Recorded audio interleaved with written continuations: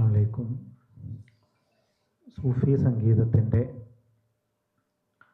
ആഴങ്ങൾ എന്നുള്ളത് സൂഫി സംഗീതത്തെപ്പറ്റി അതിൻ്റെ ഏത് ഡയമെൻഷനെ പറ്റിയും പറയാൻ പറ്റിയൊരു ടൈറ്റിലാണ്. അതോടൊപ്പം നമ്മുടെ മൊത്തത്തിലുള്ള തലക്കെട്ട് പ്രതിരോധത്തിൻ്റെ സംഗീതം എന്നതായതുകൊണ്ട് അതിനെ രണ്ടിനെയും ഇഴചേർത്തുകൊണ്ട് എൻ്റെ ഉള്ളിൽ വരുന്ന ചില ആലോചനകളെ പങ്കുവയ്ക്കാനാണ് ഞാൻ ആഗ്രഹിക്കുന്നത്. ഈ സൂഫി സംഗീതം, സൂഫിസം എന്ന് ചേർത്ത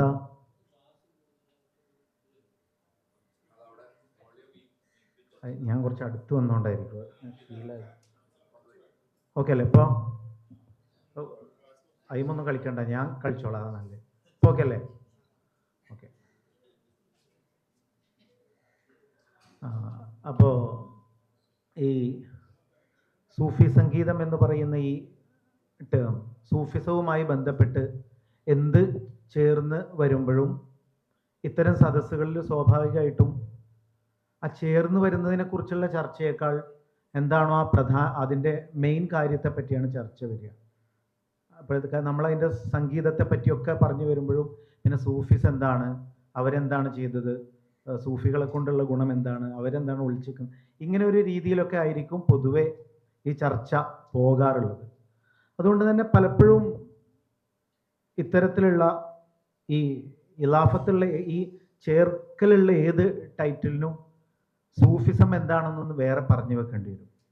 അപ്പോൾ തൽക്കാലം ഇപ്പം നമ്മൾ അതിലേക്ക് പോകുന്നില്ല. ഓരോ ആൾക്കാർ എന്താണോ അത് മനസ്സിലാക്കി വെച്ചിട്ടുള്ളത് സൂഫിസം അങ്ങനെ ഇരിക്കട്ടെ. എന്നിട്ട് ഞാൻ നേരെ സൂഫി സംഗീതം എന്നുള്ള ടൈറ്റിലേക്ക് പോകും. അപ്പോൾ പൊതുവെ സംഗീതം എന്ന് പറയുന്ന ആ ഒരു കാര്യം, മ്യൂസിക് എന്ന് പറയുന്ന ഒരു കോൺസെപ്റ്റ് മാത്രം എടുക്കുമ്പോൾ നമുക്കറിയാം അതൊരു രൂപരഹിതമായ, അതല്ലെങ്കിൽ മധ്യസ്ഥതയിൽ നിന്ന് വിമുക്തമായിട്ടുള്ളൊരു കാര്യമാണ്. ഒരു വാക്കുമില്ലെങ്കിലും അർത്ഥത്തെ ദ്യോതിപ്പിക്കുന്ന ഒരു പ്രയോഗവും ഇല്ലെങ്കിലും എന്ന് പറഞ്ഞാൽ അതിനകത്തൊരു രസമുണ്ട് എന്നുള്ളതാണ്. ഈ ഒരു രൂപരാഹിത്യമാണ് സൂഫികൾ സംഗീതത്തെ ഒരു പ്രധാനപ്പെട്ട മാധ്യമമാക്കി എടുക്കാനുള്ള ഒരു കാരണമെന്ന് സമായെക്കുറിച്ച് പഠിക്കുന്ന ആളുകൾ പറയും.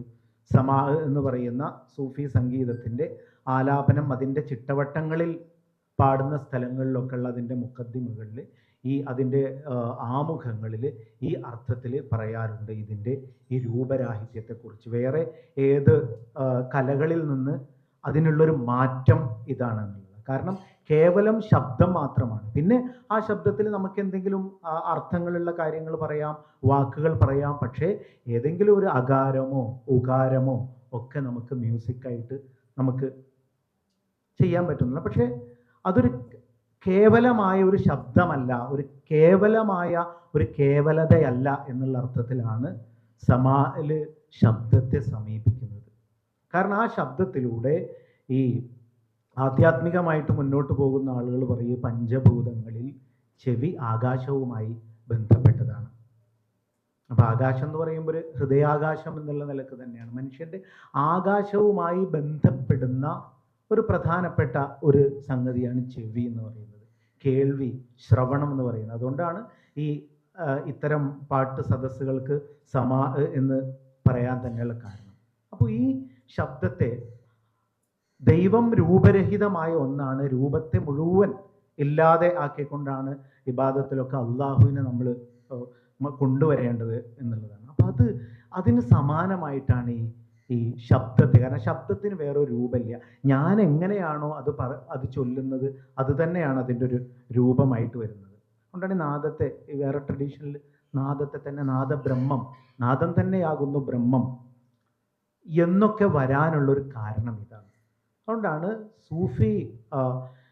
സൂഫിസത്തെ മുഹമ്മദീയമായ പാരമ്പര്യം സൂഫിസത്തിൻ്റെ ഒരു തുടർച്ചയായി മനസ്സിലാക്കുകയും സൂഫിസം എന്ന് പറയുന്നത് തസവുഫ് എന്ന് പറയുന്നത് ആദി മനുഷ്യൻ തൊട്ട് തന്നെയുള്ള ആധ്യാത്മികമായ ഈ ഒരു ചിന്തകളുടെ അല്ലെങ്കിൽ ദൈവത്തെ പ്രണയാതുരമായി സമീപിക്കുന്ന ഒരു ചിന്തയുടെ തുടർച്ചയാണ് എന്ന് ആ നിലക്ക് പറയുന്ന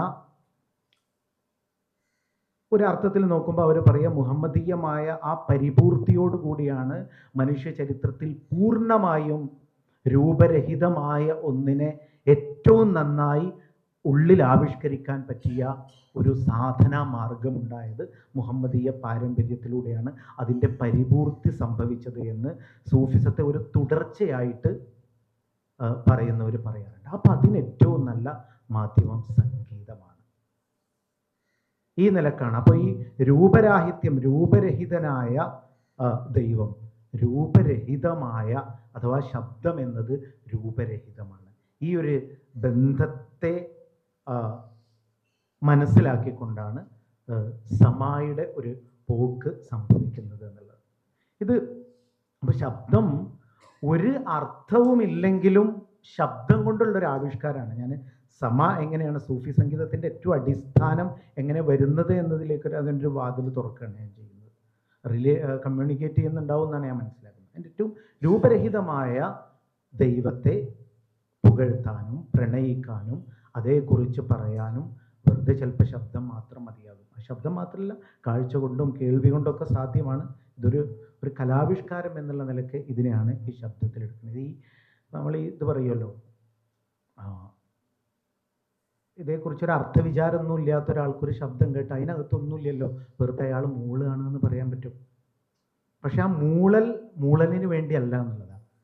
ഈ കലക്ക് വേണ്ടി എന്നുള്ളൊരു സംവാദം ഉണ്ടല്ലോ പഴയ കാലത്ത്. അപ്പം ഈ കലക്ക് വേണ്ടി എന്ന് പറഞ്ഞാൽ കല വെറും കലക്ക് വേണ്ടിയാണ്. കലക്ക് വേറെ ഒരു കാര്യവും ദ്യോതിപ്പിക്കാനോ പ്രകടിപ്പിക്കാനോ ഉള്ളതല്ല. കല ഒരു ആശയ പ്രചാരണത്തിനുള്ളതല്ല, ആശയ സംവേദനത്തിനുള്ളതല്ല. കലക്ക് വേണ്ടിയാണ് എന്നല്ല ശരിക്കും അതിൻ്റെ അർത്ഥം.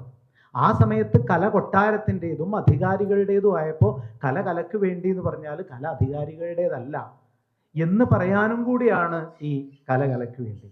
ഇതിനോട് സമാനമായ ഒരു കാര്യം ഈ സൂഫി സംഗീതത്തിൽ സംഭവിക്കുന്നുണ്ട്. അപ്പം എങ്ങനെയാണ് സൂഫികളും സൂഫി സംഗീതവും അതിൻ്റെ ലിറ്ററേച്ചറും അതിൻ്റെ ആലാപന ക്രമങ്ങളും റിബലാകുന്നത് എന്നതിലേക്കുള്ള ഒരു വഴിയാണ് ഞാൻ ഈ പറഞ്ഞു വെക്കുന്നത്.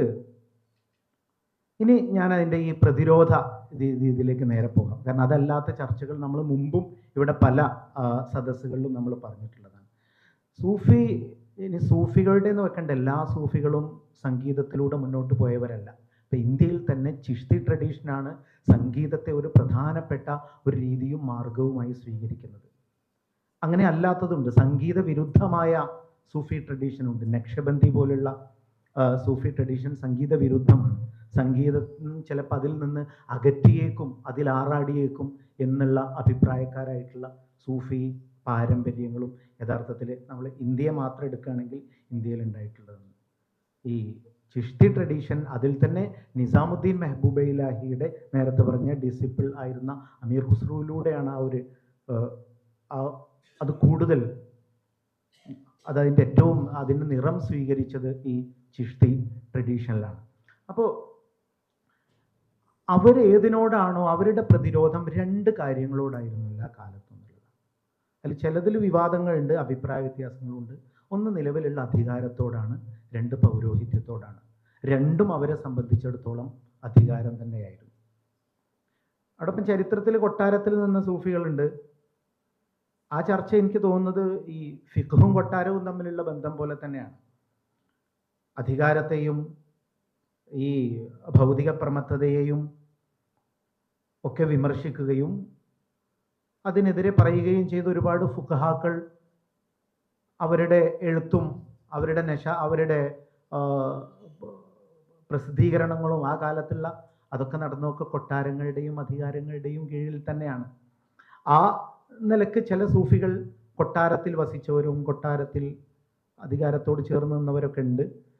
അത് വ്യക്തിപരമായിട്ടുള്ളൊരു കാര്യമാണ്. അതിലേതായാലും ഡിബേറ്റുള്ള ഒരു കാര്യമാണ്. ഏതായാലും ഈ രണ്ട് അധികാരങ്ങളായിരുന്നു.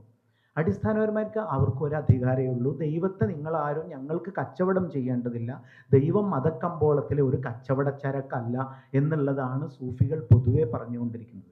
അതിൻ്റെ തുടർച്ചയാണ് നേരത്തെ പറഞ്ഞ വായിസ് അഥവാ വായിൽ എന്ന് പറയുന്നത് അവരുടെ പ്രധാനപ്പെട്ട ഒരു പാട്ടുകളിലൊക്കെ ഒരു അഭിസംബോധിതൻ ആയി മാറാനുള്ളൊരു കാരണം യഥാർത്ഥത്തിൽ അതാണ്. ആ നിലക്ക് അവർ ഈ അധികാരത്തോടാണ് എല്ലാ കാലത്തും കലഹിച്ചിട്ടുള്ളത്. ദൈവം ആരുടെയും അധികാര പരിധിയിലല്ല. അത് നിങ്ങൾ കച്ചവടം ചെയ്യുകയും വേണ്ട. ദൈവം ഓരോരുത്തരുടേതുമാകുന്നു. അതിന് ഓരോരുത്തർ അവർക്കിഷ്ടമുള്ള രീതിയിൽ പ്രണയിക്കുന്നു എന്നുള്ള നിലക്കാണ് ഈ സൂഫി ഗാനങ്ങളിൽ, സൂഫി സംഗീതത്തിൽ ഇത് വന്നിട്ടുള്ളത്. ഏതായാലും ഈ മ്യൂസിക്കിനെ പൊതുവെ മ്യൂസിക്കോളജിസ്റ്റുകൾ മ്യൂസിക്കിന് 2 ഡയമെൻഷൻ പറയും. ഒന്ന് അതിൻ്റെ സാങ്കേതികമായ ആ വശം, സംഗീതത്തിൻ്റെ രൂപപരവും സാങ്കേതികവും അതിൻ്റെ ശബ്ദവിന്യാസപരവും സ്വരത്തിൻ്റെ ക്രമവുമായിട്ടൊക്കെ ബന്ധപ്പെട്ട അതിൻ്റെ അക്കമ്പനിങ് ഇൻസ്ട്രുമെൻ്റൊക്കെ ആയിട്ട് ബന്ധപ്പെട്ടിട്ടുള്ളൊരു തലം. മറ്റൊന്ന് അതിൻ്റെ രാഷ്ട്രീയ, സാമൂഹിക, സാംസ്കാരികമായിട്ടുള്ള തലം. ഇത് എല്ലാത്തരം മ്യൂസിക്കുകൾക്കും ഈ 2 ഡയമെൻഷൻ ഉണ്ടാവും. ഇത് സ്വാഭാവികമായിട്ട് സൂഫി സംഗീതത്തിനും ഉണ്ട് എന്നുള്ളതാണ്. അങ്ങനെ വരികയാണെങ്കിൽ ജസ്റ്റ് നമുക്ക് സൂഫി സംഗീതത്തെ, ഈ ലിറ്ററേച്ചറും ആലാപനവും അടക്കമുള്ള സൂഫി സംഗീതത്തിലുള്ള 3 കാര്യങ്ങളിലൂടെ, കാരണം കുറഞ്ഞ സമയമാണല്ലോ ഉള്ളത്, അതിലൂടെ നമുക്കൊന്ന് സഞ്ചരിച്ച് നോക്കുകയാണെങ്കിൽ, ഒന്ന് അതിൻ്റെ സൂഫി സംഗീതത്തിൻ്റെ ഉള്ളടക്കം, അതിൽ പറയുന്ന ആശയം എന്താണ് എന്നുള്ളത്. രണ്ടാമത്തത് അതിൻ്റെ ഒരു ഏത് സാങ്കേതികതയ്ക്കകത്താണ് വരുന്നത്, ഏതെല്ലാം സംഗീത രൂപങ്ങളിലൂടെയാണ് അത് വന്നത്, ഏതെല്ലാം സംഗീത ഉപകരണങ്ങളാണ് അവർ സ്വീകരിച്ചിട്ടുള്ളത്, അതിലുള്ള ചർച്ചകളും മറ്റൊക്കെയാണ് ഒന്ന്. മറ്റൊന്ന് അതിൻ്റെ അത് തീർക്കുന്ന ആസ്വാദനത്തിൻ്റെ അനുഭൂതിയുടെ തലം. ഇങ്ങനെ 3 രീതിയിൽ നമുക്ക് ഇതിനെ കാണാം. അപ്പോൾ ആദ്യം ഉള്ളടക്കമാണ്. നമ്മൾ പലപ്പോഴും പറഞ്ഞിട്ടുള്ളതാണ്, അതിൻ്റെ സൂഫി സംഗീതത്തിൻ്റെ ഉള്ളടക്കം പ്രധാനമായി ദൈവവും പരിശുദ്ധ പ്രവാചകനും സൂഫി ഗുരുക്കന്മാരും അവരുടെ ഉൾജ്ഞാനങ്ങളുടെ തലവുമാണ്. ഇതാണ് ഏത് തരം സംഗീത രൂപങ്ങളിലൂടെ വന്നാലും, ഏത് ഇൻസ്ട്രുമെൻസിൻ്റെ കൂടെ പോയാലും ഒക്കെ സൂഫി സംഗീതത്തിൻ്റെ ഉള്ളടക്കം, അതിൻ്റെ അല്ലെങ്കിൽ അതിൽ പറയപ്പെടുന്ന ആശയം എന്ന് പറയുന്നത് ഈ ദിവ്യപ്രണയം, പരിശുദ്ധ പ്രവാചകരോടുള്ള പ്രണയം, ഗുരുക്കന്മാരോടുള്ള പ്രണയം, അവർ പകർന്ന് തരുന്ന ജ്ഞാനം എന്നിവയാണ്. ഇത് പൊതുവെ മതത്തിൻ്റെ ബാഹ്യ തലത്തിൽ നിന്ന് ചിലത് വിഭിന്നമായിരിക്കും, ചിലത് തീർത്തും എതിരായിരിക്കും. ഇങ്ങനെയാണ് അതിലുള്ളത്. നമ്മളതിൻ്റെ ഏതെങ്കിലും ഒരു ഭാഗത്ത് നിന്നല്ല ഇപ്പോൾ ചർച്ച ചെയ്യുന്നത്, ഇങ്ങനെയാണ് അതിൽ ഉള്ളത് എന്ന് പറയുകയാണ്. അതിൽ അവർ ഏത് തരത്തിലുള്ള ഭാഷകളും അതിന് വേണ്ട ഉദാഹരണങ്ങളും സ്വീകരിക്കും. അത് ചിലപ്പോൾ നിലവിലുള്ള മതത്തിൻ്റെ ഫത്വകൾക്കകത്തോ അല്ലെങ്കിൽ നിലവിൽ തുടർന്നു കൊണ്ടിരിക്കുന്ന പൊതുവെയുള്ള പുറത്തുള്ള മതവിശ്വാസികളുടെ ആ രീതിക്കനുസരിച്ചോ ചിലപ്പോൾ ആയിക്കൊള്ളണം എന്നില്ല എന്നുള്ളത്. പക്ഷെ ഇവിടെ ഒരു ക്ലീശയുണ്ട്, ഇവരിങ്ങനെ ദൈവത്തെ പ്രണയിച്ച് ഇങ്ങനെ നടക്കുകയാണ്, ഇവർ വേറെ ഒരു കാര്യവും ചെയ്യുന്നില്ല. ഇങ്ങനെ ഒരു സാമൂഹിക വിരുദ്ധമായ ഒരു ദിവ്യപ്രണയത്തെ ആരോപിക്കും. അതിൻ്റെ ഒരു പ്രശ്നം എന്താ വെച്ചാൽ, ദിവ്യപ്രണയം തീർത്തും സാമൂഹിക പരാങ്മുഖമായ ഒന്നാണ് എന്ന് വരികയാണ് ചെയ്യുന്നത്. അങ്ങനെയല്ല. ഈ സമൂഹത്തിൽ നിന്ന് തന്നെയാണ് ദിവ്യപ്രണയം ഉണ്ടാകുന്നത്. ഒരാൾക്ക് ദൈവത്തെ കാണാൻ ഇവിടെ ഉള്ളത് ഈ ദുനിയാവും ഈ സമൂഹവും തന്നെയാണ്. ഈ സമൂഹത്തിൽ നിന്ന് തന്നെയാണ് ഓരോരുത്തരും ദൈവത്തെ അറ്റൈൻ ചെയ്യുന്നത്, ദൈവത്തെ അനുഭവിക്കുന്നത് ഈ സമൂഹത്തിൽ നിന്ന് തന്നെയാണ്. അപ്പം ദിവ്യപ്രണയം എന്ന് പറഞ്ഞാൽ സാമൂഹിക പരാങ്മുഖമായ ഒരു കാര്യമല്ല. യഥാർത്ഥത്തിൽ സമൂഹത്തിൽ നിന്ന് തന്നെ ഉണ്ടാകുന്നതാണ്. സമൂഹത്തിൻ്റെ ഭാഷയാണ് അവർ ഉപയോഗിക്കുന്നത്, സമൂഹത്തിനോടാണത് പറയുന്നത്. പ്രത്യേകിച്ച് സംഗീതത്തിലാകട്ടെ സമൂഹത്തിലാണത് അവതരിപ്പിക്കുന്നത്. ഇതിന്നൊക്കെ നിർത്തിപ്പോകുന്നുണ്ട്. ഇപ്പോൾ ഹസ്രത്ത് ഇനായത് ഖാൻ അതുപോലും നിർത്തിയിട്ട് മുന്നോട്ട് പോകുന്ന ആളുകളുണ്ട്. ആ സംഗീതം അതിൽ നിന്ന് എന്നിട്ട് അദ്ദേഹം അത് നിർത്തിയിട്ടാണ് ഈ സൂഫി പ്രചാരണങ്ങളിലേക്ക് പോകുന്നത്. ആ രീതിയുണ്ട്. പ്രവാചകരെ, അപ്പോൾ ദൈവത്തെ അങ്ങനെ കാണുന്നു, പ്രവാചകരെയും അങ്ങനെ കാണുന്നു. അതൊക്കെ നമ്മൾ ഒരുപാട് ചർച്ച ചെയ്തിട്ടുള്ളൊരു കാര്യമാണ്. പലപ്പോഴും നിങ്ങൾ എന്നെ കേട്ടതായിരിക്കും, പ്രവാചകനെ കേവലം ഒരു ദൂതൻ എന്നുള്ള നിലക്കല്ല കാണുന്നത്. ദൂതൻ ആയിരിക്കെ തന്നെ അതിനെ ഓരോന്നിനെയും ഒരു അലങ്കാരപ്രധാനമായി കാണുന്ന, നിങ്ങളിൽ അള്ളാഹുവിൻ്റെ റസൂലുണ്ട് എന്ന് പറയുമ്പോൾ ആ ഒരു ചരിത്ര പുരുഷൻ എന്നുള്ള നിലയിൽ നിന്ന് മാറി ഓരോരുത്തരും തന്നിൽ അനുഭവിച്ചു കൊണ്ടിരിക്കുന്ന ഒരു സാന്നിധ്യമായിട്ടാണ് മനസ്സിലാക്കുന്നത്. നിങ്ങളതിൽ അറിവ് നേടേണ്ടതുണ്ട്. അന്നഫീക്കും, നിങ്ങളിലാകുന്നു റസൂൽ അള്ളാഹുവിൻ്റെ ദൂതൻ റസൂൽ ഉള്ളത് എന്ന് ഓരോരുത്തരും അവരവരുടെ ഉള്ളിൽ അനുഭവിച്ചറിയേണ്ട കാര്യമാകുന്നു. ആ അനുഭവത്തെ പല രീതിയിൽ പാട്ടാക്കിയിട്ട് അത് അവതരിപ്പിക്കുന്ന ഒരു രീതി. ഇതാണ് ഒരു വ്യതിരിക്തത എന്ന് പറയുന്നത്. വ്യതിരിക്തത മാത്രം പറഞ്ഞു വെക്കുക. മറ്റൊന്ന് ഗുരുക്കന്മാരുടെ അവദാനങ്ങൾ. ഈ നമ്മൾ പറയുമല്ലോ, സൂഫികളായിട്ടുള്ളവരും അല്ലെങ്കിൽ അല്ലാത്തവരും, ഇങ്ങനെയുള്ളൊരു വിഭജനം നമ്മൾ പറയാറുണ്ട്. അപ്പോൾ ഇവർക്ക് ദൈവത്തെക്കുറിച്ച് വേറൊരു സങ്കല്പമാണ്, മറ്റവർക്ക് ദൈവത്തെക്കുറിച്ച് വേറൊരു സങ്കല്പമാണ്. പ്രവാചകരെക്കുറിച്ചും രണ്ടു കൂട്ടർക്കും രണ്ട് സങ്കല്പമാണ്, ഗുരുക്കന്മാരെക്കുറിച്ചും രണ്ടു കൂട്ടർക്കും രണ്ട് സങ്കല്പമാണ് എന്നൊക്കെ പറയുന്നത്. ഈ സങ്കല്പത്തിൻ്റെ ഇതിൽ ഈ മതവിശ്വാസികൾ എന്ന് പറഞ്ഞാൽ ഒരു ബാഹ്യത്തിൻ്റെ ആളുകൾ എന്ന് ആരോപിക്കും ഈ സൂഫി സെക്റ്റിലുള്ള ആൾക്കാർ. അവർക്ക് ഈ ബാത്തിനൊന്നും അറിയാത്ത ലാഹിറിൻ്റെ ആളുകളാണ്. ഈ ലാഹിറിൻ്റെ ആളുകൾ ഇങ്ങനെ ഒരു വളരെ പെരിഫറലായിട്ടുള്ളൊരു സംവാദമാണ് ഞാൻ പറയുന്നത്. നമ്മുടെ നാട്ടിൽ നടന്നുകൊണ്ട് അവർ കുറേ എല്ലാറ്റിൻ്റെയും ബാത്തിന് കാണുന്ന ആൾക്കാരാണ് ഈ ലാഹിറില്ല എന്ന് പറയും. അടിസ്ഥാനപരമായിട്ട് നമ്മുടെ നാട്ടിൽ പ്രകടമായിട്ട് കാണുന്ന സൂഫി തരീഖകൾ എന്ന് പറയുന്നതൊക്കെ അതും ലാഹിർ തന്നെയാണ്. അത് എന്താണോ ഈ സൂഫിസത്തിൻ്റെ തുടക്കത്തെക്കുറിച്ചുള്ള ഒരു പഠനമുണ്ടല്ലോ, IPH ഒരു ഉസ്മാൻ എന്ന് പറഞ്ഞ ഒരു പുസ്തകം ഉണ്ടായിരുന്നു, എനിക്ക് ഓർമ്മയില്ല, സൂഫിസവും എന്തോ ഒരു പുസ്തകം ഉണ്ടായിരുന്നു എൻ്റെ. അപ്പോൾ അതിൽ ഈ അധികാരപ്രമത്തത കൊണ്ട് മലീമസമായ ഒരു സമൂഹത്തിൽ അതിൽ നിന്നുള്ള റിബലുകളാണ് ഈ സൂഫിസം എന്ന് പറയുന്ന സാധനം കൊണ്ടുവന്നത്. കാരണം അത് കേവലം അതിൻ്റെ എല്ലാത്തരം ഏതെല്ലാം ആത്മീയ തത്വങ്ങളും ഉള്ളുമാണോ അതിലുള്ളത് അതൊക്കെ വരണ്ടു പോയപ്പോൾ അതിനെ പിന്നെയും കൊണ്ടുവരുന്ന ഒരു നവോത്ഥാന പ്രക്രിയ പോലെയാണ് ചില ആളുകൾ ഈ സൂഫിസത്തിനെ തന്നെ കണ്ടിട്ടുള്ളത്. പക്ഷേ ഇതിനെ കൊണ്ട് നടക്കുന്നവരും പിന്നെ അതിൻ്റെ ഇൻസ്റ്റിറ്റ്യൂഷനും അതിൻ്റെ ഉള്ളറിയാത്തവരുമായി മാറുകയാണ് ചെയ്തത്. അതുകൊണ്ട് തന്നെ അത് തീർത്തും വേറൊരു മതം പോലെയോ ഈ മതത്തിന് സമാന്തരമായ മറ്റൊരു മതം പോലെയോ ഒരു സംഘടന പോലെയോ ആകുന്നൊരു സ്വഭാവമാണ് പിന്നീട് ഇവിടെ ഈ സൂഫി ട്രഡീഷനുകൾക്കും സൂഫി പാരമ്പര്യങ്ങൾക്കും ഒക്കെ ഉണ്ടായിട്ടുള്ളത് എന്നുള്ളതാണ്. അപ്പോൾ പിന്നെ അതിലുള്ള പൊരുളുകളെ വ്യക്തമാക്കാൻ വേറെ കുറച്ച് ആൾക്കാർ വരേണ്ടി വരും.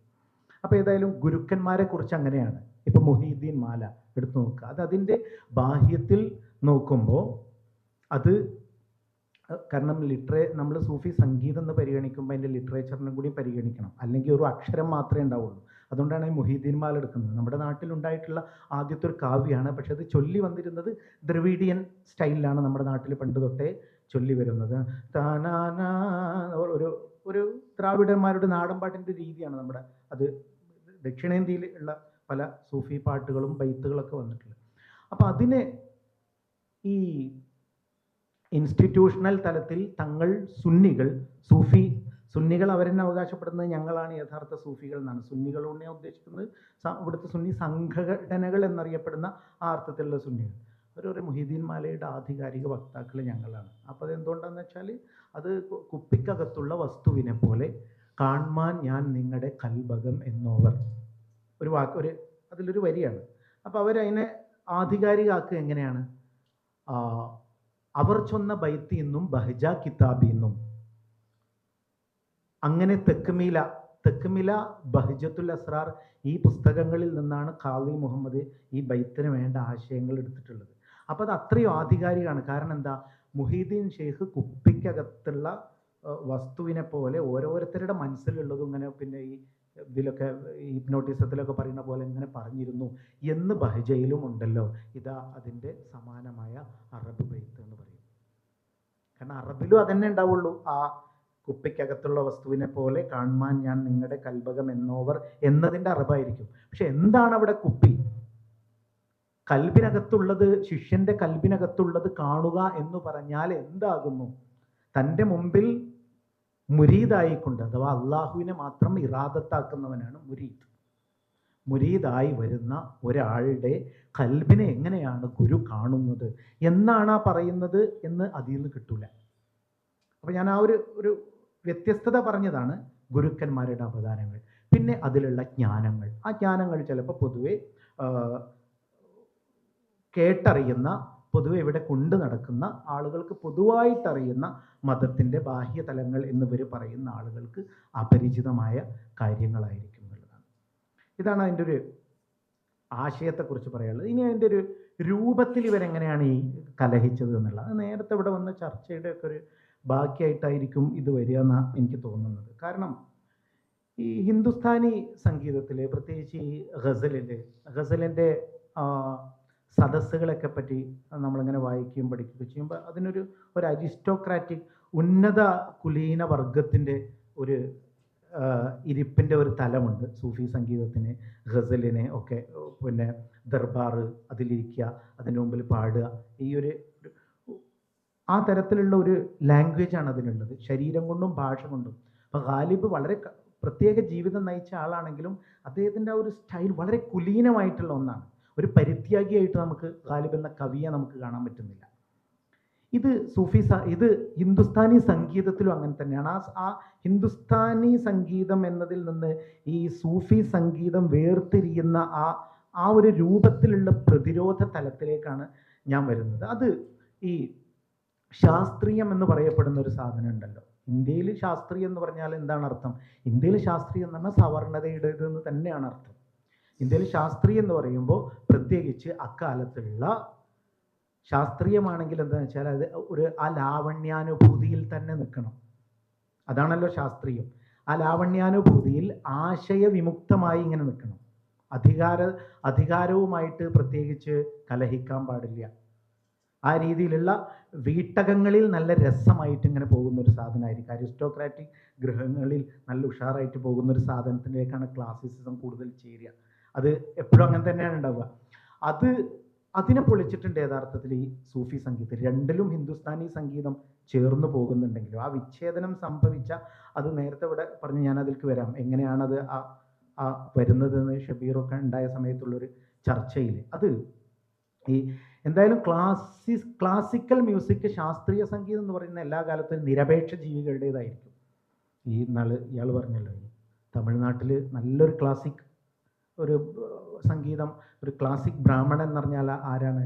കാഞ്ചീപുരം പട്ടും കാപ്പിയും കർണാട്ടിക് സംഗീതവും. ഈ കാതം മൂന്നുള്ള ആളാണ് ഏറ്റവും നല്ല. കാപ്പി മീൻസ് കാപ്പി രാഗല്ല, കോഫിയും കാഞ്ചീപുരം പട്ടും കർണാട്ടിക് സംഗീതവും ഉണ്ടെങ്കിൽ ഒരു ക്ലാസിക് ഇതായി. കാരണം വേറെ ഒന്നുമില്ല, അത്രയും നിരപേക്ഷമാണ് മറ്റ് അധികാരവുമായിട്ടൊക്കെ. ഈ രീതിയിലാണ് ക്ലാസിസം ഇവിടെ ഉണ്ടായിട്ടുള്ളത് എന്നുള്ളതാണ്. ഈ കർണാട്ടിക്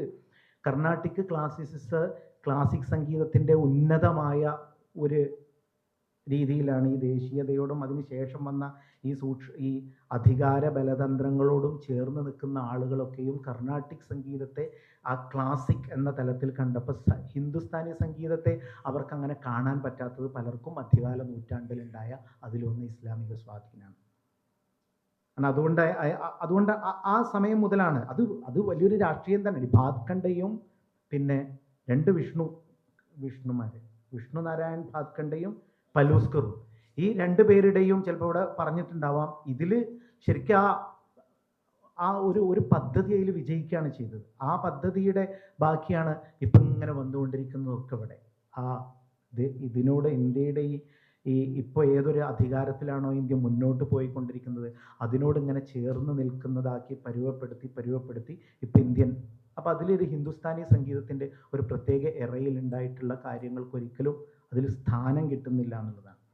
അപ്പോൾ എല്ലാ കാലത്തുള്ള പിന്നെ എല്ലാത്തരം രൂപങ്ങളെയും ഇവർ എടുത്തിട്ടുണ്ട് സൂഫി സംഗീതത്തിൽ. ചില രൂപങ്ങൾ ഇന്ത്യയിൽ വരുമ്പോൾ ഒരുപാട് പുതിയ രൂപങ്ങൾ തന്നെ. നേരത്തെ അമീർ ഖുസ്രു, ഖവാലി, അതുപോലെ തന്നെ ഗുൽ, നക്ഷ്, മുക്രിയ, അങ്ങനെ പലതരത്തിലുള്ള, ഇതൊക്കെ പലതരത്തിലുള്ള രചനയിലും ആലാപനത്തിലുള്ള വ്യത്യസ്തമായ വഴികളാണ്. ഇതൊക്കെയും സ്വീകരിച്ചിട്ടുണ്ട് അമീർ ഖുസ്രു. ഇത്രയും വലിയൊരു പാരമ്പര്യം തന്നെ ഉണ്ട്. നേരത്തെ ഷാനവാസി ചോദിക്കേണ്ടായി, ഈ കർണാട്ടിക് സംഗീതത്തിൽ ഉള്ളതുപോലെ ദൈവിക കീർത്തനങ്ങളും മറ്റും ഹിന്ദുസ്ഥാനി സംഗീതത്തിലുണ്ടോ? ഇത് കുറച്ച് ഭക്തിരസപ്രധാനമാണെങ്കിലും മറ്റത് പ്രണയരസപ്രധാനമായിട്ടുള്ള കാര്യങ്ങളാണ്. പക്ഷേ ഉണ്ട്, ഖയാലിലും ചോട്ടെ ഖയാലിലും ബഡേ ഖയാലിലൊക്കെ ഇഷ്ടംപോലെ നാത്തുകളായിട്ടുള്ളത് വന്നിട്ടുണ്ട്, ഹംദുകളായിട്ടുള്ളത് വന്നിട്ടുണ്ട്, ദൈവത്തെക്കുറിച്ച് വന്നിട്ടുണ്ട്, പ്രവാചകരെക്കുറിച്ച് വന്നിട്ടുണ്ട്.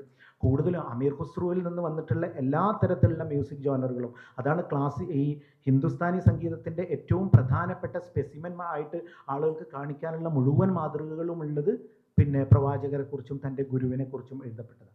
അമീർ ഖുസ്രു ഒരുപാട് കൊട്ടാരം കവിതകൾ എഴുതിയിട്ടുണ്ട്, ഒരുപാട് പിന്നെ പുസ്തകങ്ങൾ തന്നെ ഉണ്ട് അദ്ദേഹത്തിൻ്റെ. അമീർ ഖുസ്രു എന്താ പറയുക, ഏകദേശം 8ഓളം രാജാക്കന്മാരുടെ കീഴിൽ നിന്നിട്ടുണ്ട് അദ്ദേഹം. കാരണം അദ്ദേഹത്തിൻ്റെ പിതാവ് ഒരു സൈനിക ഇതിലുണ്ടാകും, അങ്ങനെയാണ് അദ്ദേഹം സൈഫുദ്ദീൻ എന്നായിരുന്നു അദ്ദേഹത്തിൻ്റെ പിതാവിൻ്റെ പേര്. അദ്ദേഹത്തിൻ്റെ പിതാവിൻ്റെ ഇമാദുദ്ദീൻ കൊട്ടാരത്തിൽ തന്നെ വളർന്ന് അങ്ങനെ വന്നതാണ്. ഒരു പ്രത്യേക ഘട്ടത്തിലാണ് അദ്ദേഹം ഇതിലല്ല ഈ അപദാനങ്ങൾ എൻ്റെ ഹൃദയത്തെ വേദനിപ്പിക്കുന്നു എന്ന് പറഞ്ഞിട്ടാണ് പിന്നീട് അദ്ദേഹം നിസാമുദ്ദീൻ മെഹബൂബെ ഇലാഹിയെക്കുറിച്ച് എഴുതുന്നത്. അപ്പോൾ ഈ പിന്നെ ക്ലാസിക്കൽ എന്ന് പറയപ്പെടുന്നതിൽ ഏതായാലും ചുരുക്കി പറഞ്ഞാൽ പല ആളുകൾക്കും അതിൽ ഇതിനെ ചേർക്കാൻ മടിയുണ്ട്. എന്നാൽ ഇഷ്ടം പോലെ കീർത്തനങ്ങൾക്കും കൃതിക്കും സമാനമായിട്ടുള്ള ഒരുപാട് സാധനങ്ങൾ ഇതിൽ വന്നിട്ടുണ്ട്. പക്ഷേ അതിന് മുമ്പ് ഹിന്ദുസ്ഥാനി സംഗീതത്തിൻ്റെ വിഷ്ണുമത്ത്, ശിവമത്ത്, അങ്ങനെ 2 മതം എന്നായിരിക്കും. ഈ 2 ട്രഡീഷനാണ് കൂടുതൽ ഈ ഹിന്ദുസ്ഥാനി സംഗീതത്തിൽ ഇത് പിന്നെ പഠിപ്പിക്കുകയൊക്കെ ചെയ്യുമ്പോൾ ഉള്ളത്. ഹിന്ദുസ്ഥാനി സംഗീതത്തിൻ്റെ ക്ലാസിക്കൽ രൂപം പഠിപ്പിക്കുന്ന പാഠ്യ പദ്ധതികളിൽ അത് വരുന്നില്ല. അത് ശരിയാണ്. അതിൻ്റെ കാരണം ഈ നേരത്തെ പറഞ്ഞ രൂപത്തിലുള്ളൊരു സിലബസ് ഇവിടെ ഉണ്ടാക്കി അതിനെ ശാസ്ത്രീയവൽക്കരിച്ചപ്പോൾ അതിൽ നിന്ന് അത് ഒഴിവായതാണ് അതിൻ്റെ കാരണം എന്നാണ് ഈ രൂപപരമായിട്ട് ഇതെടുക്കുമ്പോൾ. ഏതായാലും 2 കാര്യത്തോട് കലഹിച്ചുകൊണ്ടാണ്, നിലവിലുള്ള അധികാരത്തോടും പൗരോഹിത്യത്തോടും കലഹിച്ചുകൊണ്ട് തന്നെയാണ് എല്ലാ കാലത്തും സൂഫി സംഗീതവും അതിൻ്റെ ലിറ്ററേച്ചറും പാട്ട് ഒക്കെ വന്നിട്ടുള്ളത് എന്നുള്ളതാണ്. ഇതാണ് പിന്നെ ഈ അതിനവർ അക്കാലത്തുള്ള എല്ലാ തരം രൂപങ്ങളും സ്വീകരിച്ചു, പുതിയൊരുപാട് രൂപം ക്രിയേറ്റ് ചെയ്യുകയും ചെയ്തു. അതിപ്പോഴും വന്നുകൊണ്ടിരിക്കുന്നുണ്ട്. നുസ്രത്ത് ഫത്തേ അലി ഖാൻ്റെ ഒക്കെ ഇപ്പോൾ ഞാനൊരു അസീസ് മിയാനാണ് ഞാനൊരു ഏറ്റവും അതിൻ്റെ പ്രാചീനവും എന്നാൽ അതിൻ്റെ ഏറ്റവും ആത്മാവ് ഉൾക്കൊണ്ടതുമായിട്ട് ഞാൻ കാണുന്ന ഒരു സംഗീതകാരൻ അസീസ് മിയാനാണ്. നുസ്രത്ത് ഫത്തേ അലി ഖാനുണ്ട്. നുസ്രത്ത് ഫത്തേ അലി ഖാൻ്റെ ഒരു പ്രത്യേകത, അദ്ദേഹം സാങ്കേതികമായി ആധുനികത സ്വീകരിക്കുകയും അതിൻ്റെ ബോധപരമായിട്ട് അത് പിന്നെ സൂഫിയാനയിൽ തന്നെ നിൽക്കുകയും ചെയ്യുന്ന ഒരു രീതി നുസ്രത്ത് ഫത്തേ അലി ഖാൻ സാഹിബ് തന്നെ. ഒരുപാട് വിമർശനങ്ങൾ അക്കാലത്ത് ഉണ്ടായിട്ടുണ്ടാവണം. കാരണം ഒരു സാധനം പാരമ്പര്യമായി ഇൻസ്റ്റിറ്റ്യൂഷണലൈസേഷനിലായി കഴിഞ്ഞാൽ, അത്രയും സ്ഥാപനവൽക്കരിക്കപ്പെട്ട് കഴിഞ്ഞാൽ പിന്നെ അതിന് റിബലാകാതെ രക്ഷയില്ല.